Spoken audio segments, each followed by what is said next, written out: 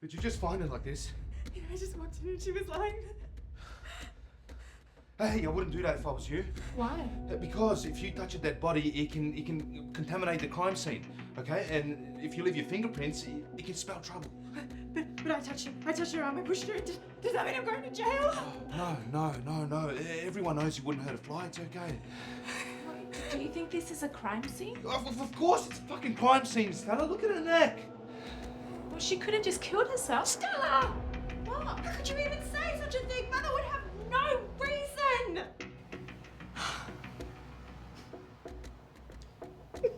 Can you just stop with the fucking tears? Jeez, it's fucking annoying. You're awfully calm. Did you kill our mother?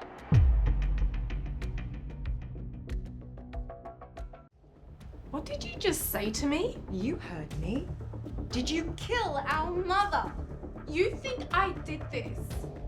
You think I'm a cold murderer? I would murder our very own mother? Right now, I don't know what to think. Hey, you two, can we just take a chill pill, okay? We don't know what the hell's going on here. It could have been a suicide, it could have been a murder. Has anyone even seen a murder weapon? Well, then, what should we do? It's obvious, isn't it? We can't run an investigation, make any arrests. We need to involve the police. Yes, that's one of the options, but can we just do it after the wedding? Are you crazy? What wedding?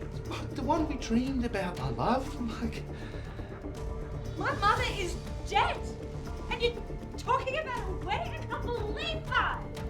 You want me to go downstairs and get married, or she wants up here? Maybe calling the police isn't such a bad idea after the wedding. I mean, you've been planning this wedding for some time now. You two are unbelievable. I'm calling the police.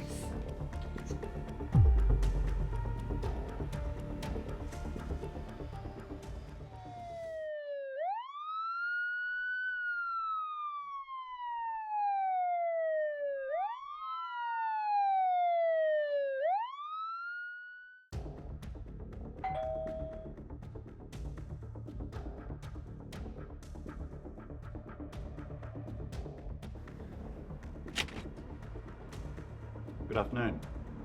I'm Detective Gonzalez. Thank you.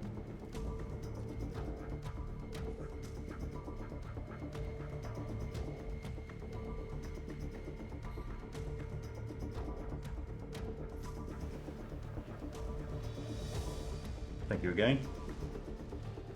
Good afternoon. My name is Detective Gonzalez, and I've been appointed to this case by the police commissioner himself. It's a very peculiar case, so he has asked me to deal with the matter quickly, quietly, and with zero media attention, which I'm sure you would also want. You're welcome here, detective. But you're not the same detective that they sent for my father last. Your father, which would make you Isabella Hector. Yes, I am. And so you would be Miss Stella Perez? Well, you're referring to, I think, Detective Constantino, a very colourful character indeed, who has since been relieved of his duties. You can draw your own conclusions from that. Moving on.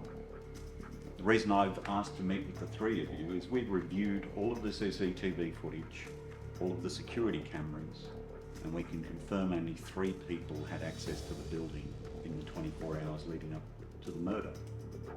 Those 3 being the 3 of you.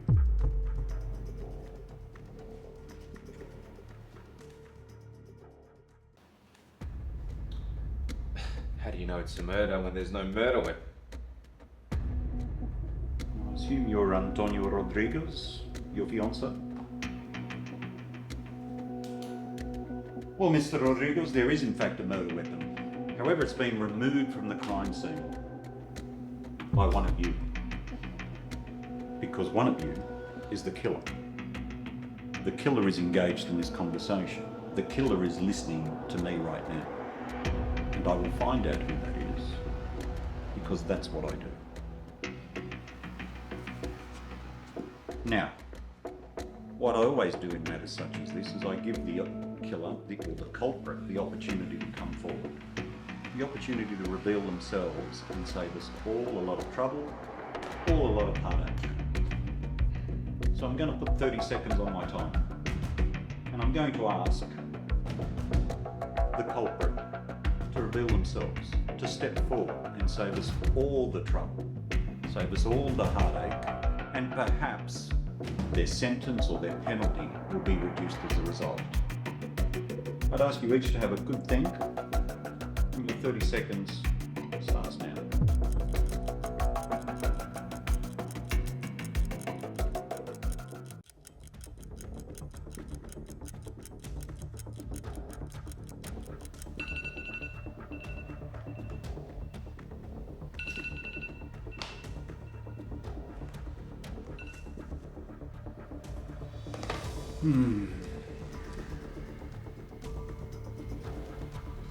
What do you keep writing in your notepad anyway?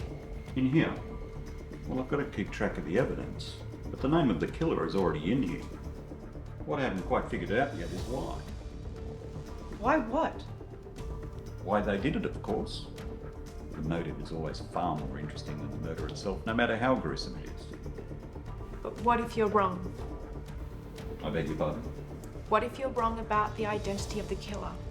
My dear Miss Perez, I've dealt with 206 cases successfully, all of them. And with all of your help, this will be 207. Now, given that the culprit has chosen not to reveal themselves, I'm going to have to speak to you, each individually. Is that okay? Do we have a choice? Well, Mr. Antonio Rodriguez? Not really.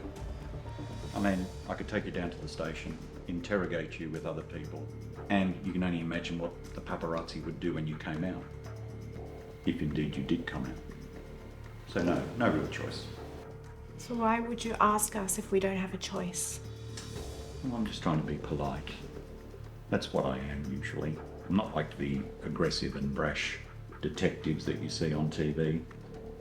I'd like to be respectful, and I hope you can return that same respect to me. So who would like to go first?